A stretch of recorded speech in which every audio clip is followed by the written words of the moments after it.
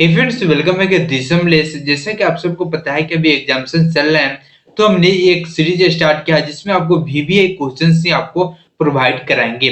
और इसमें जितने भी वीवीआई क्वेश्चंस आपको बताएंगे वो अकाउंट ऑनर्स के बिजनेस लॉ के लिए है, जो कि थर्ड पेपर होते हैं अकाउंट ऑनर्स में, जो कि बीकॉम पार्ट 2 के लिए है।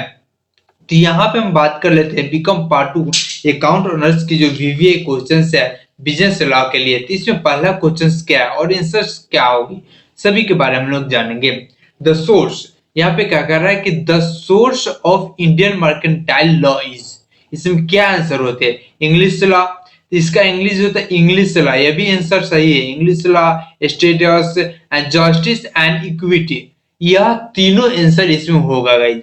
कि English law, status and justice and equity, ये तीनों आंसर इसमें होंगी। एंड इसके बाद बात करें कि सेकंड नंबर में, तो सेकंड नंबर दूसरा क्वेश्चन है। यहाँ पे दूसरा क्वेश्चन देखिए, in India first time mercantile law was indicated in, India में मर्केंटाइल लॉ कब आया? तो यहाँ पे गाइस मर्केंटाइल लॉ की बात करें तो जब से आप बिजनेस लॉ अगर पढ़े होंगे तो आपको पता होगा कि इसका आंसर सही होता है 1872, 1872 में आया, जो कि यह बिल्कुल गलत है। 1972 ये आंसर रॉन्ग है, एंड 1772 आंसर रॉन्ग से, 1904 आंसर रॉन्ग है। इस क्वेश्चन का आंसर होगा 1872।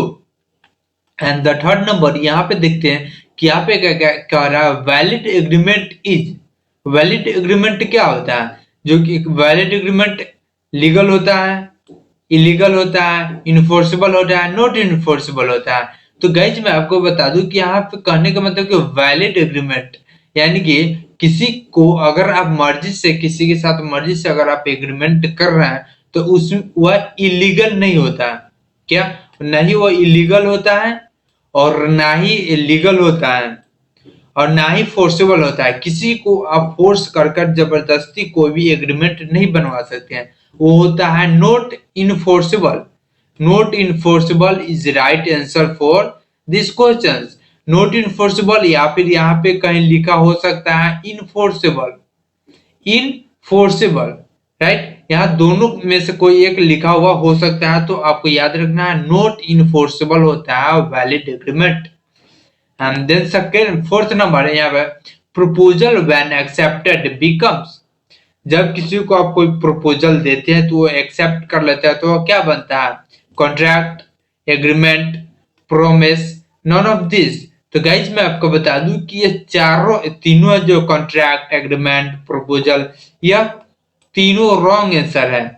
या कुछ भी नहीं बनता है। प्रपोजल कोई आपके पास सब प्रपोजल है ही, तो उसे एक्सेप्ट करेगा यानी कि जानेगा तो उसके बाद वो कुछ भी नहीं बनता, नॉन ऑफ दिस बनता है, राइट। एग्रीमेंट एक्सेप्ट करता है या फिर एक्सेप्टेड है, यहाँ पे एक्सेप्टेड है, एक्सेप्ट करता है वो बात अलग है। जो एक्सेप्ट कर लिया तो बन जाता है, लेकिन एक्सेप्टेड है, जो कर चुका है वह कुछ नहीं बनता है, जो करता है वह बनता है, right.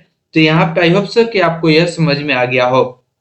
And the fifth number जो क्वेश्चन से हमने यहाँ पे डाला है वीवीए क्वेश्चन, तो यहाँ पे the sections of the definitions of contract is, यानी कि definition, the sections of the definitions of contract is, contract के डिफिनेशन का सेक्शंस क्या है?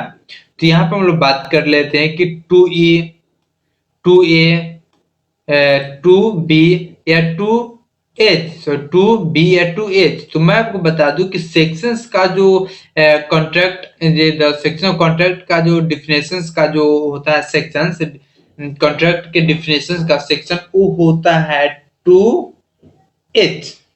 वो होता है 2H। तो सही आंसर है 2H और रॉन्ग आंसर है यह तीनों। तो यह रॉन्ग आंसर है और सही एच है 2 और H। तो यह 2H इसका राइट आंसर है। एंड गाइज अगर यह सीरीज स्टार्टिंग किया है मैंने छोटी सी सिंपल सी सिर्फ 5 क्वेश्चंस के, अगर यह सीरीज आपको अच्छा लगेगा तो इस पर हम आगे कंटिन्यू करेंगे, अदरवाइज इसे हम ड्रॉप कर देंगे।